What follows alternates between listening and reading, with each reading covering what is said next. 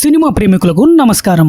ఒక హత్య వెనుక ఉన్న నిజాన్ని బయటకు తీసే ప్రయత్నంలో చట్టం ఒకవైపు, ప్రేమ ఒకవైపు, ప్రతీకారం మరోవైపు నిలబడితే ఏం జరుగుతుంది? అలాంటి రివెంజ్ జస్టిస్ క్రైమ్ ఎలిమెంట్స్ తో వచ్చిన తమిళ్ థ్రిల్లర్ మూవీ నిజల్, అంటే నీడ అని అర్థం. ప్రస్తుతం ఈ cinema simply south OTT platform లో తమిళ్లో అవైలబుల్ గా ఉంది. ఇక ఈ మూవీని ఫ్రీగా చూడాలంటే మనోళ్ళందరికీ తెలిసిన ప్లాట్ఫామ్ లోనే అవైలబుల్ గా ఉంది, చూసేయండి.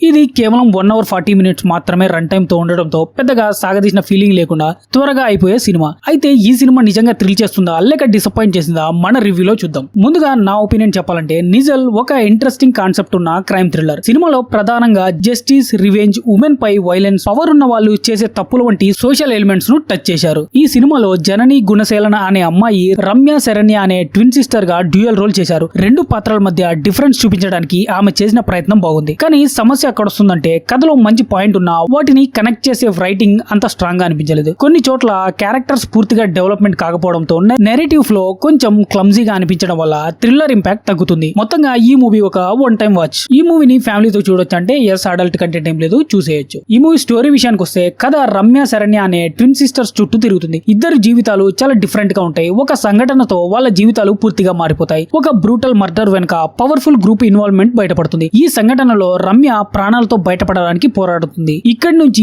ఆమె సిస్టర్ శరణ్యలో కోపం, బాధ, ప్రతీకారం మొదలవుతుంది. తనకు జరిగిన అన్యాయానికి న్యాయం కావాలి అని, న్యాయం కోసం చట్టాన్ని నమ్మాలా లేక తానే శిక్షించాలా అనే క్వశ్చన్ చుట్టూ సినిమా తిరుగుతుంది. ఇక ఈ movie plus and minus points గురించి మాట్లాడితే ముందుగా ప్లస్ పాయింట్స్. మొదటి ప్లస్ జనని పర్ఫార్మెన్స్. డ్యూయల్ రోల్ చేయడం అంత ఈజీ కాదు. రెండు క్యారెక్టర్స్ కు డిఫరెంట్ ఎమోషన్ ఇవ్వడానికి ఆమె బాగా ప్రయత్నించారు. ఇక రెండో ప్లస్ ఏంటంటే సినిమాటోగ్రఫీ, విజువల్ ప్రెజెంటేషన్ ఈ సినిమాకి హైలైట్ అనే చెప్పాలి. ఇక మూడో ప్లస్ సోషల్ మెసేజ్. ఉమెన్ పై జరిగే వైలెన్స్, డొమెస్టిక్ వైలెన్స్ వంటి సీరియస్ ఇష్యూస్ ని ఈ సినిమా టచ్ చేస్తుంది. ఇక నాలుగో plus run time. Run time చాలా తక్కువగా ఉండడం ఈ సినిమాకి ప్లస్ అనే చెప్పాలి. ఇక మైనస్ పాయింట్, ఈ మూవీకి పెద్ద మైనస్ స్క్రీన్ ప్లే అనే చెప్పాలి. థ్రిల్లర్ మూవీస్ కి most important thing suspense maintain చేయడం. ఇక్కడ కొన్ని సీన్స్ ప్రెడిక్టబుల్ గా అనిపిస్తాయి. రెండోది క్యారెక్టర్స్ డెవలప్మెంట్. కొన్ని క్యారెక్టర్స్ కి మంచి పొటెన్షియల్ ఉన్నప్పటికీ వాళ్ళ ఆర్క్ ని పూర్తిగా ఎక్స్ప్లోర్ చేయలేదు. ఇక మూడో మైనస్ వచ్చేసరికి నెరేటివ్ ఫ్లో. కొన్ని సీన్స్ ఒకదానితో ఒకటి నేచురల్లీ కనెక్ట్ కాకుండా ఉన్నట్లు అనిపిస్తుంది. అందుకే మూవీ కాన్సెప్ట్ ఇంట్రెస్టింగ్ గా ఉన్న ఎగ్జిక్యూషన్ మాత్రం పూర్తిగా సాటిస్ఫై చేయలేకపోయింది. ఇక ఈ మూవీ గురించి ఫైనల్ వర్డిక్ట్ ఏంటంటే ఓవరాల్ గా చెప్పాలంటే